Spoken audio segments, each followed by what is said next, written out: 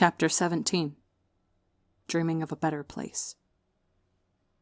I still don't know how you managed to get stabbed in the foot. It was that bitch 404. Hucker's got stupidly good aim. Tommy snorted as he pressed the gauze against Siren's foot, blood soaking the cotton and making him quickly switch it out for a new handful. It was just the two of them in the back room of the cafe tonight.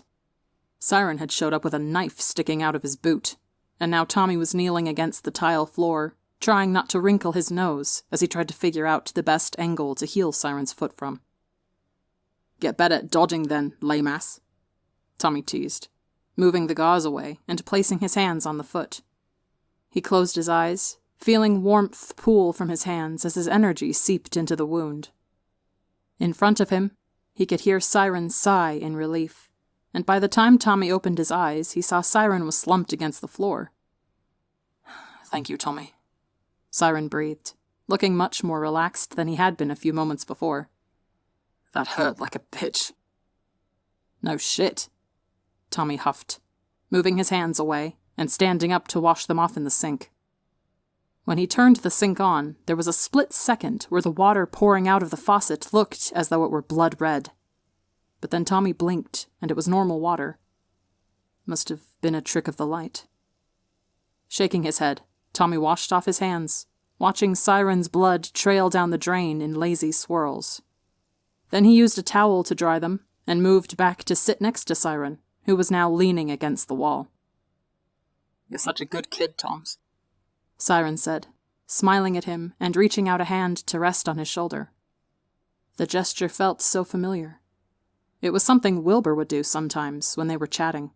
Just a gentle squeeze of his shoulder, with Wilbur's calloused fingertips dragging roughly against his sweater fabric. Glancing at Siren's hands, he noticed how there were similar callous marks on Siren's fingertips. He gulped. Tommy shoved away his first thought in favor of wondering if Siren played guitar too. "Stop lying to yourself," a voice in his head suddenly echoed. Stiffening, Tommy whipped his head around, trying to figure out where the voice had come from. He glanced around the cafe back room for anyone who could have said that, but only saw Siren, giving him a concerned look. "Are you all right?" Siren asked, cocking his head slightly. He opened his mouth to reply that yes, he was totally fine, but instead he found himself hesitating. There was something off about Siren. Although the twist of his smile was painfully familiar, along with the messy curls that fell over his forehead and the casual way he was still holding onto Tommy's shoulder, something wasn't right. It was in his voice. His voice changer was still on, but it sounded different than normal. Was it running out of battery? "Tommy?" "Sorry, I'm fine," Tommy said, shaking his head and placing his hands on the tile floor to try and ground himself. "Just zoned out for a second." But he wasn't fine. As he pressed his palms against the floor, he expected to feel the icy tiles jabbing into his skin. Instead, the floor was warm. The floor of the cafe back room was never warm. "You know who Siren is. Stop pretending you don't." That same voice echoed in his head again. Tommy frowned. "No, I don't. Shut the fuck up," he whispered back. "Tommy? Who are you talking to?" Siren asked, looking more concerned with every passing second. "Just ask him. Point blank. I'm sure he'll tell you." "Shut up," Tommy hissed again, twisting his fingers into his hair. The hand on his shoulder moved, and Siren crouched down in front of him. "Tommy, can you hear me? What's going on?" Shutting his eyes to avoid looking at Siren's face, Tommy shook his head. "Siren, I think I need a minute alone." "You're such an idiot, letting him get away with these lies." "I don't want to leave you, not when you seem this upset." And fuck, of course Siren had to sound so goddamn caring when he said that. Just like... No, he wasn't going to think of that. He wasn't going to let himself think of who Siren reminded him of. Coward. "Shut up!" Tommy shouted, clenching his jaw as he pulled at his hair, wincing at the sharp pain that flashed across his skull. "Siren, Please, give me a minute alone. Siren sucked in a sharp breath, and Tommy expected more arguing. But after a few moments, he heard footsteps leading away, and listened as the door to the alley clicked shut. Breathing a sigh of relief, Tommy slumped against the wall, letting his hands fall out of his hair. He placed them on the tile again, and found that it was still warm. It shouldn't be warm. It's obvious when you take a minute to think about it. Tommy wasn't sure if the voice was referring to the floor being warm or who Siren reminded him of, but he didn't really care either way. What he did care about, however, was the fact that the voice was much, much louder now. Just open your eyes. Stop being such a pussy. I'm not being a pussy. Yes, you fucking are. When the voice was no longer an echo in his head, Tommy's eyes flew open, and he shrieked when he saw a familiar face filling up his vision. It was him. Tommy. It was his own face staring back at him. He was reminded of the time Jester had copied his face as a joke, but it was 10 times more unsettling because, unlike with Jester, this thing was speaking with his own voice, too. What the shit? Tommy yelped, pressing himself against the wall. Who the fuck are you? The other Tommy huffed in laughter. Please don't tell me you're not stupid enough to not recognize your own face. I mean, I know you're pretty face blind, but you should recognize yourself when you're talking to him. Tommy scowled. Am I dreaming? You better fucking hope you're dreaming, or else you're gonna have to start looking for a therapist. The other Tommy teased, although there was nothing light in his voice. This was weird, talking to himself like this. Even though it had to be a dream, it still made something cold settle in his gut, and he wanted to wake up as soon as possible. Why are you here? Tommy asked, narrowing his eyes at the other him. I don't know, you tell me. The other Tommy shrugged. Seems to me like you got some internal issues you need to work out, mostly involving our favourite supervillain. There's nothing to work out, Tommy spat. I'm not trying to find out Siren's identity. But you already know it. You're just lying to yourself. The other him taunted. I don't know his identity, Tommy shot back. There are plenty of guys in the city with brown hair who play guitar. That's not just it, though, is it? The other him said, leaning in close. There's more you're picking up on. Gritting his teeth, Tommy tried to ignore the images flashing through his mind. The familiar laugh, the way he spoke, the way in which he'd sling his arm over Tommy's shoulders as if he'd done it 1,000,000 times before. Fuck off! Tommy shouted, lunging forward to push his other self back. It's just a coincidence. That's what he was going to keep telling himself, even if a part of him wondered if he was just setting himself up for the same kind of pain that he went through when he found out about Tubbo and Ronbu being Nuke and Ender. I want to wake up, Tommy growled at his other self. Wake me the fuck up! The other him smiled, and it sent a shiver down his spine. Fine. Your choice. And just like that, the world around Tommy began to fade. Colors bled out of the back of the cafe, and Tommy squeezed his eyes shut as he slowly lost awareness of everything. A few beats passed. Then, Tommy jolted awake. Bolting upright, Tommy glanced around wildly, taking in the familiar sight of his room at the soot house. Shit. That was a weird fucking dream. Breathing a sigh of relief, Tommy wrapped his arms around himself and struggled to steady his racing heart. That dream was strange, but it wasn't anything to think too hard about. He shook his head and tried to forget it, even though the events kept replaying in his mind. His own voice, taunting him, telling him he knew the truth even if he was pretending he didn't. No, he didn't know anything. Fuck that voice in his head. After a few minutes of calming down, Tommy forced himself to climb out of bed. He should probably go downstairs and see what time it was. As Tommy headed down the stairs, he trailed his hand along the wall, listening as a babble of voices echoed up the floors. Seemed like Wilbur, Techno, and Phil were already awake. He focused on the bumpy texture of the wall brushing against his fingertips, and the cool wood against his bare feet. It was fine. He was fine. It was all just a dream. When he got downstairs, he heard a lot more voices than just Wilbur, Phil, and Techno's.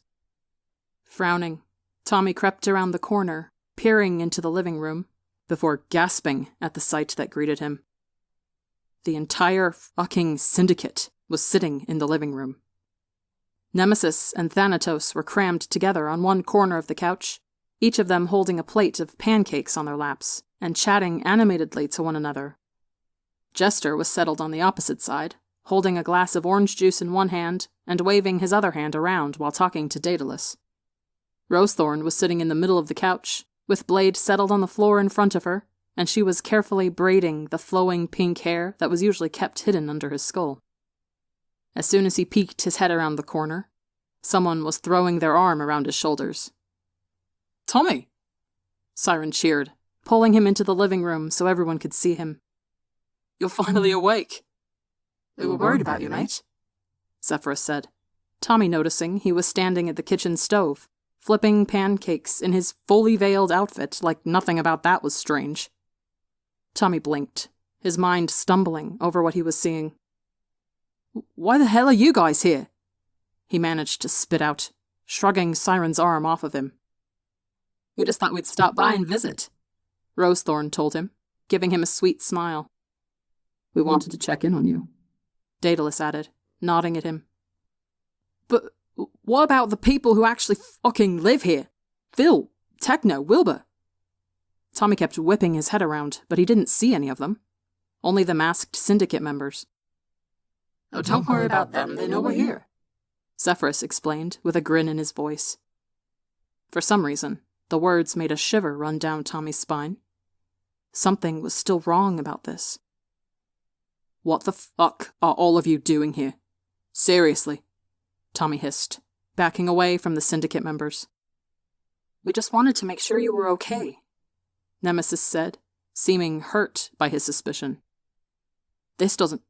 No, that doesn't make sense," Tommy muttered, shaking his head as he pressed his back against the wall. He pressed his hand to the glass, knowing that at this time of the morning the glass was still cold to the touch, since the window didn't see the sun until the afternoon. The glass was warm. Tommy frowned. Am I still dreaming?" he whispered to himself. There was a harsh laugh that grated on his ears, and Tommy scowled as a flash of blonde sprinted down the stairs and bounced into the living room.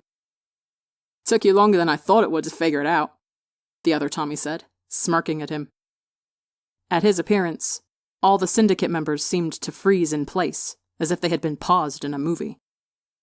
"Fine, I failed your stupid fucking test. Can I please wake up for real this time?" Tommy snapped. "Maybe, maybe not. It's up to you to figure out if you're dreaming or not," the other Tommy shrugged.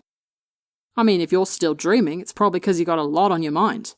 Like how comfortable Zephyrus seems to be in Phil's kitchen. Shut the fuck up and just wake me up," Tommy said, squeezing his eyes shut again. The other Tommy snorted at that. Then he clapped his hands, and the world faded away once more. It was dark. He was laying on something soft. Tommy blinked open his eyes and found himself staring at his ceiling once again. Was this real? Sitting up in his bed, Tommy looked around the room and saw nothing out of the ordinary. His backpack was on the floor, his sheets were rumpled, and he was wearing one of Wilbur's old sweatshirts. Tommy ran his hands up and down his arms, feeling the fabric tug against his skin. Did everything feel floaty, or was that just his imagination? Twisting in his bed, he pressed his hand against the glass of his window, and couldn't tell if it was warm or cold. It was somewhere in between. Reaching his hands up, he twisted his fingers around his hair, tugging hard and yelping when pain flashed through him. That had felt pretty damn real. But then again, the pain had felt real before when he was in the back room of the cafe with Siren. Pulling his knees up to his chest, he whimpered quietly as he dug his nails into his palms. Was this real? He couldn't tell. It didn't feel like a dream, but how the hell was he supposed to trust what was a dream and what wasn't? His heart rate quickened. What if this wasn't real? What if he was just trapped in a never-ending spiral of dreams? Stumbling to his feet, Tommy rushed out of the door of his bedroom. If he got downstairs and the syndicate was sitting on his fucking couch again, he'd know this was a dream. There. He just had to look for stuff that was out of the ordinary. Dreams are always weird like that. The smell of food wafted up to greet Tommy as he rushed down the steps. The wood floor was cool against his feet, and he ran into the living room, half expecting to find the entire syndicate waiting for him just like before. But the living room was empty.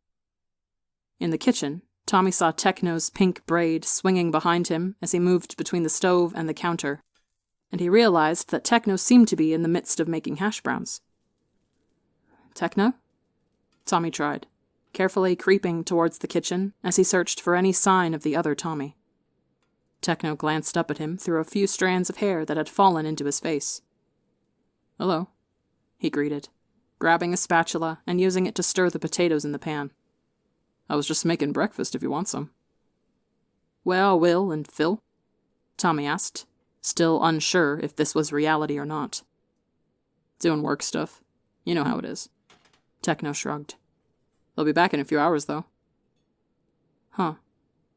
Everything seemed normal enough.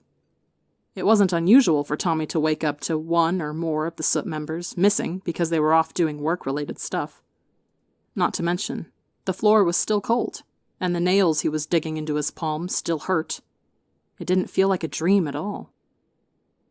"Okay," Tommy said, his shoulders slackening a bit as he slid into a chair at the kitchen island counter. "What are you making?" Techno held up the pan for him to see. "Hash browns. If you want eggs, I can make some for you too, but I was planning on just eating these." "Just hash browns is fine, thank you," Tommy said, tapping his fingers along the granite countertop. Techno hummed and looked back to the pan, using the spatula to flip the potatoes every once in a while. As the minutes passed in relative peace, Tommy began to relax more and more. It seemed like he'd finally woken up from that trippy-ass dream, and he couldn't be more relieved.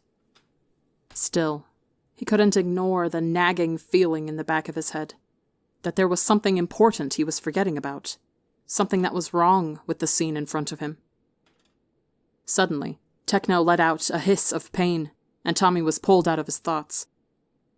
"Damn it," Techno hissed, holding his left hand while moving the pan off the stove.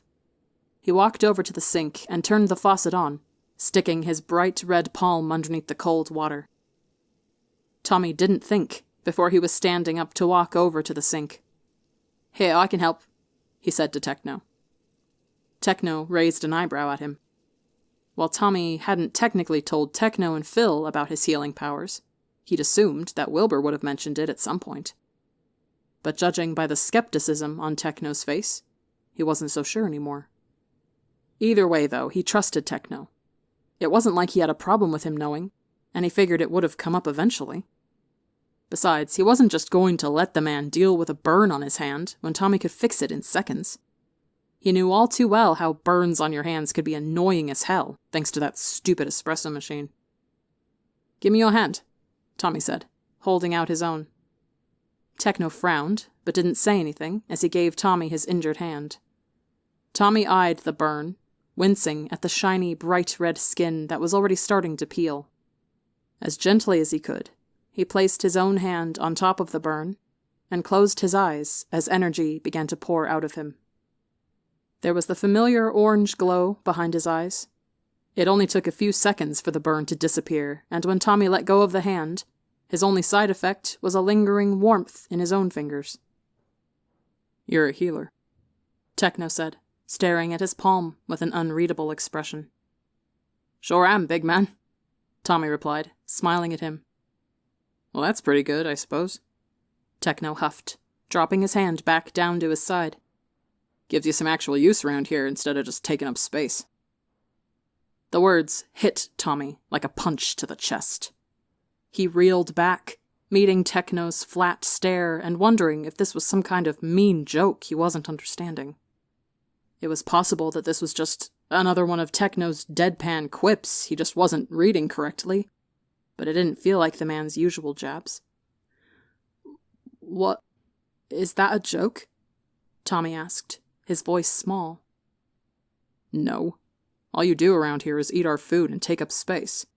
At least as a healer you can do something for us instead of just being a mooch," Techno continued, meeting his gaze calmly. "I mean, why else would people keep you around? You know how annoying you are." Tommy winced at the cruel words thrown his way, wrapping his arms around himself as he tried to shove down the burning in his eyes. Of course he knew he was annoying. All his foster families had told him that dozens of times over. It wasn't a secret that people didn't like him at first, but he'd never thought he'd hear Techno say the same thing to him. "But I thought you guys didn't mind having me here."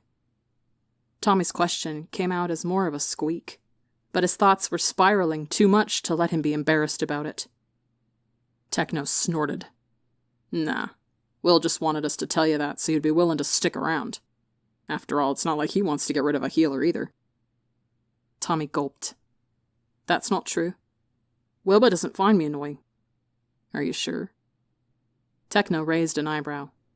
"Or do you think he just knows a good opportunity when he sees one?" No, that couldn't be true.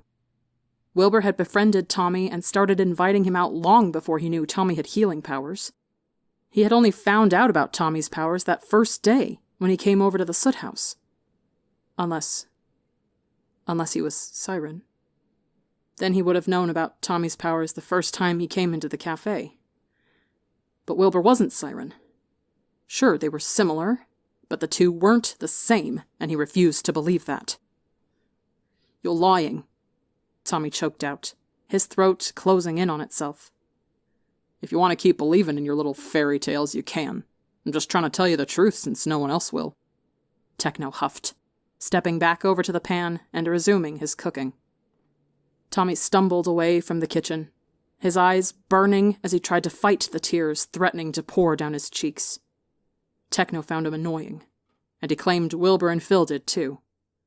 Had it really all been just a lie? An act made up to keep their precious healer close? No. It didn't make sense. Wilbur didn't find out about his healing powers until they'd already become friends because he wasn't Siren. Tommy leaned against the wall opposite to Techno. The man had gone back to his cooking, seemingly uncaring about the breakdown Tommy was having. There was a twinge in Tommy's palm as he wrapped his arms around himself, and he realized he'd been digging his nails even harder into his palms than he'd meant to. Looking at the skin on his hand, Tommy felt the familiar tingling in his blood telling him to heal the wounds. But there was something off about his hand. He'd broken the skin with his nails. There were half-moon crescent shapes dotted around his palm, but there was no blood spilling out. Reaching down, he gently tugged one of the crescent moons apart and saw that, that had definitely broken the skin, but the blood flowing underneath was staying in place, not dripping out onto the floor. That wasn't normal. Wait. The puzzle pieces fell into place when Tommy heard his own laughter ring throughout the kitchen again. "Okay, sorry, I'm done for real this time. I promise," the other Tommy said, stepping into the kitchen from the garage. "I don't even want to talk to you right now. Just please wake me up," Tommy whispered, closing his eyes and leaning against the wall. "Will do, big man," the other him replied. And once again, the world faded out. There was darkness. He could feel his heart thumping steadily in his chest. Warm blankets were wrapped around him. A hand was gripping his own. Tommy's eyes flew open, gasping awake like a man returned from the dead. He whipped his head around, seeing that he was in his own room still, but he wasn't alone this time. Wilbur had a chair pulled up next to the bed. There were deep bags under his eyes, and he had his hand wrapped around Tommy's, holding him like he was afraid he would float away. Tommy's head was spinning as he was overwhelmed with relief that the things Techno said were just part of those fucked up dreams. But he still wasn't sure if he was awake or not. "Will?" Tommy whispered, his voice strangely hoarse. Wilbur's eyes widened as he met Tommy's gaze, a bright smile spreading across his face. "Holy shit, Toms, you're awake! We've been so worried." "Worried?" Tommy asked, frowning. The smile fell from Wilbur's face. Do you not remember what happened? What do you mean?" Something troubled settled over Wilbur's expression. "Dream kidnapped you. We were on the phone when it happened?" And suddenly, it all came flooding back. Talking with Nemesis and Thanatos, helping Monarch and Aurelian, talking to Wilbur about what movie to watch when he got home only to be greeted with a porcelain smiling face and a pair of white goggles. Holy shit. He'd been kidnapped by Dream and 404. "Holy fuck, I remember," Tommy whispered, sitting up to wrap his arms around himself. I don't remember what happened after 404 put me to sleep, though." Wilbur pressed his lips into a thin line. "You got rescued by the Syndicate, but you were stuck with Dream for a few days. You were unconscious when they found you, and no one was able to wake you up. We think it might have been 404's ability keeping you in some sort of coma. But I guess it finally wore off." Shit, that made sense. Although Tommy wasn't sure why 404 would keep him in a coma for the entirety of his captivity. Maybe he and Dream had planned to use him as a bargaining chip with the Syndicate? Although from what Wilbur said, that didn't seem... Wait.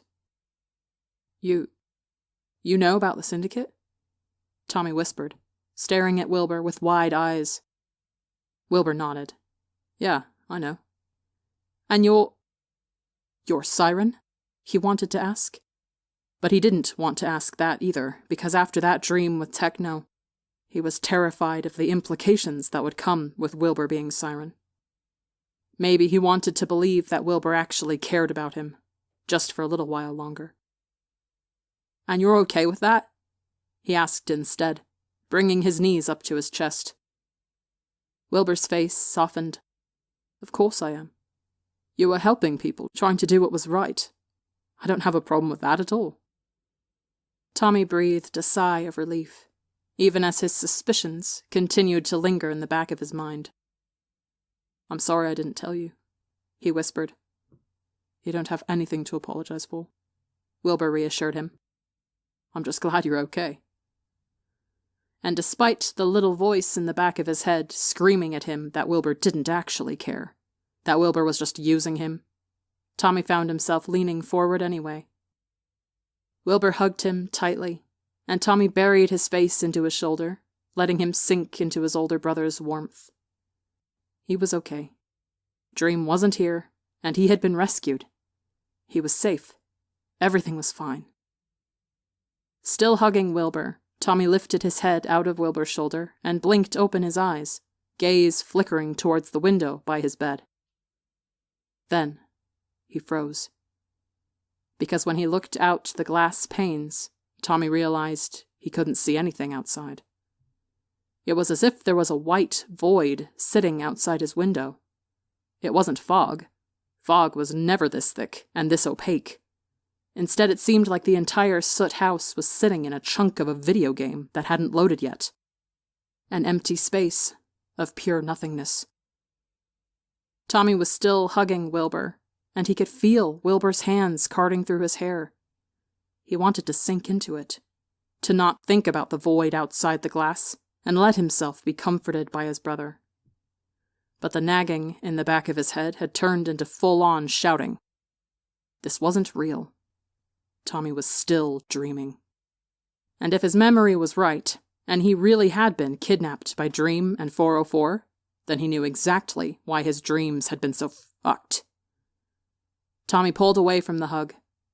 Wilbur let out a noise of confusion, but Tommy ignored it as he shoved the blankets off his legs and stumbled to his feet. "Where are you going?" Wilbur asked as Tommy headed to the door. "To find someone," Tommy replied, swinging open the door to his bedroom and rushing into the hall. 404 was an interesting hero for sure. Unlike Dream, he didn't do many things for publicity, preferring to stay out of the public eye unless Dream dragged him to some press conference or interview. But more than that, the most interesting thing about 404 was his power, and how unique it was compared to most. 404 had the ability to make people fall asleep with a single touch. But it wasn't just that. He could also enter someone's mind while they slept and manipulate their dreams. While this aspect of his abilities wasn't often used in fights, it was one of the Hero Committee's preferred methods of interrogating suspects, given how it wasn't torture, which was obviously illegal, yet it was extremely effective. 404 would enter the suspect's dreams and manipulate the dreams into revealing the information he needed. "Where the fuck are you, you stupid bastard?" Tommy screamed into the house, whipping his head around for any sign of the other Tommy. "Tommy, what's going on?" Wilbur asked, standing in the doorway to his room. "Stop hiding like a pussy and talk to me!" Tommy shouted again, ignoring the fake Wilbur completely. "Mate, what's going on?" Phil asked, appearing on the stairs. "Is something wrong?" Techno chimed in, looking as though he was ready to fight someone. Tommy laughed, and it was a horrible, grating sound. That piece of shit was really going all out to try and convince him this was real, wasn't he? "I'm not falling for this shit again!" Tommy yelled, not even acknowledging Phil and Techno's presence. "I know I'm dreaming, so get the fuck out here!" "Tommy, you're not dreaming," Phil told him in a gentle voice, holding his hands up placatingly. "I know you're probably freaked out after Dream took you, but—" "Stop it!" Tommy snapped. "I'm not stupid. I know this isn't real." He backed up until he hit the railing of the stairs, shrinking back as Techno, Phil, and Wilbur all began to close in on him. "Just calm down. Take a moment to breathe," Wilbur said. "I promise we got you out." "But you didn't! I know you didn't, because I can tell this isn't real," Tommy insisted. He wasn't wrong. He wasn't. This wasn't real, or else he'd be able to see outside the windows. "You fucked up the windows again, 404, that's how I know." "Tommy, tell us what's wrong with the windows." Techno was talking as though he were speaking to a scared animal, and in a way, Tommy figured that's what he was right now. A scared animal trapped in a corner, ready to bite his way out if that's what it came down to. "I can't see out of them," he explained. "There's nothing outside, just white fucking void." Techno opened his mouth again, but Tommy spoke before he could. "You're not going to be able to convince me otherwise. I know I'm right." There was a beat of silence. And then, just like that, Techno, Wilbur, and Phil all froze in place, as if a pause button had been hit on them. The door to Wilbur's bedroom opened, and Tommy watched the other Tommy stroll out with a grin on his face. "I'll admit, I wasn't expecting you to figure it out this time," the other him taunted. Narrowing his eyes, Tommy shoved past the frozen figures and barreled straight into the copy of himself. With a loud shriek, he slammed the other Tommy against the wall, holding his arm up on his chest to press him back into the plaster. "This isn't going to work. I figured it out, you fucking bastard," Tommy hissed. The other Tommy laughed, not trying to fight against the grip Tommy had on him. Then, as if a Photoshop layer was being turned down in opacity, Tommy watched as his own face faded away, leaving 404 in place of the other Tommy. "Well, it was worth a shot, don't you think?" 404 said, now speaking in his own voice. "Sure it was, but it didn't fucking work, you lame-ass bitch," Tommy shot back, pressing the hero further into the wall. "So let me wake up for real this time." 404 shrugged. "Alright, I can do that. But just trust me when I tell you that this would have been a much easier way of doing things." And once again, the world began to fade to black around Tommy.